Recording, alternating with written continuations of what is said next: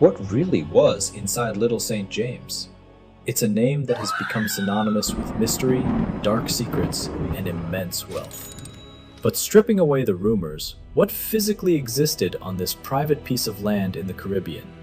Let's break down exactly what was built, hidden, and left behind on the world's most infamous island.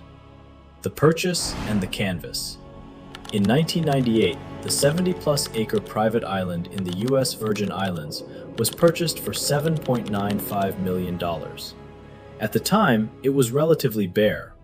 Over the next 2 decades, it was transformed into a highly secluded fortress. Millions of dollars were poured into landscaping, infrastructure, and bizarre architectural choices that still baffle investigators and the public today. The main residence. At the highest point of the island sat the main compound. This wasn't just a house, it was a sprawling estate designed for absolute luxury and ultimate privacy. The interior was decorated with an eclectic, almost chaotic mix of expensive art, strange historical artifacts, and heavily fortified doors. It featured massive pools, hundreds of imported palm trees, and panoramic views of the ocean, ensuring that anyone approaching by boat could be seen from miles away. The infamous Striped Temple. Perhaps the most recognizable and bizarre structure on the entire island is the Striped Temple. Built on a remote rocky outcrop, this square building was originally painted with bright blue and white horizontal stripes and topped with a bright golden dome. But here is where the architecture gets disturbing. The doors to this temple were painted to look like traditional wood, but they were actually made of solid steel. Even stranger, the locks on these doors were installed on the outside, indicating a space designed to keep people locked in, not out. The missing golden dome. During a massive storm, the golden dome on top of the temple was blown off. Aerial drone footage taken after the storm revealed that the dome was completely hollow, and the roof beneath it was flat. Eventually, the building was repainted entirely white, completely covering the strange stripes, and the golden dome was never replaced. To this day, the actual intended use of this heavily fortified, windowless room remains heavily debated. The security grid. The entire island was rigged to be a surveillance fortress. High-tech cameras were mounted on palm trees, buildings, and hidden vantage points. Every inch of the docks, the helipad, and the pathways were monitored 24/7. There were full-time armed security guards patrolling the grounds. The extreme isolation of the island meant that the only way on or off was via private helicopter or a designated ferry, making it impossible for anyone to leave without authorization. The underground tunnels. For years, rumors circulated about massive underground labyrinths beneath the island. When the FBI finally raided the property, they did find subterranean structures, though not quite the massive subterranean city the internet claimed.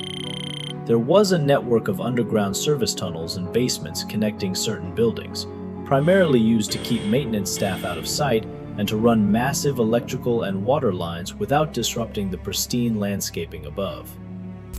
The bizarre dental chair.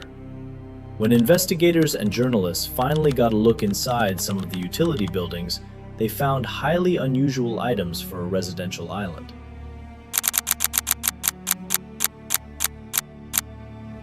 One of the strangest discoveries was a fully functional, professional-grade mechanical dental chair sitting in the middle of a sparse room. There was no resident dentist on the island, leaving massive questions about why medical-grade restraint seating was kept on the property. The sundial and peculiar statues. The landscaping of the island was just as eccentric as the buildings. Scattered across the pristine lawns were life-sized, incredibly detailed statues of exotic animals, gargoyles, and mythical creatures. One of the most prominent features was a massive, fully functional stone sundial constructed on the lawn. The sheer scale of the statues gave the island the feeling of a surreal private theme park. The Macaw Building and guest villas. Aside from the main compound, the island featured several sprawling guest houses. One of the most notable was the Macaw Building, a massive structure used to house the constant influx of high-profile visitors. These villas were equipped with their own luxury amenities, private pools, and direct paths to the island's private beaches. Everything was designed so that guests could live in total opulence without ever needing to cross paths with the island's operational staff. The massive private helipad. Because approaching by boat was slow and easily tracked, the primary mode of transportation to the island was by air. A massive, commercial-grade helipad was built directly onto the edge of the island.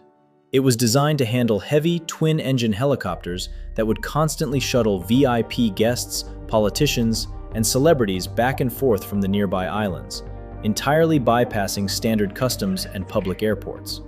What happened to the island?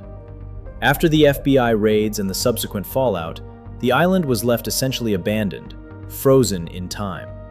The manicured lawns overgrew, and the pristine pools turned green. In 2023, the island, along with the neighboring Great St. James Island, was officially sold to a billionaire investor for a fraction of its original asking price. The new owner has stated plans to completely demolish the existing structures and build a luxury eco-resort, eventually erasing the physical remnants of the island's dark history forever.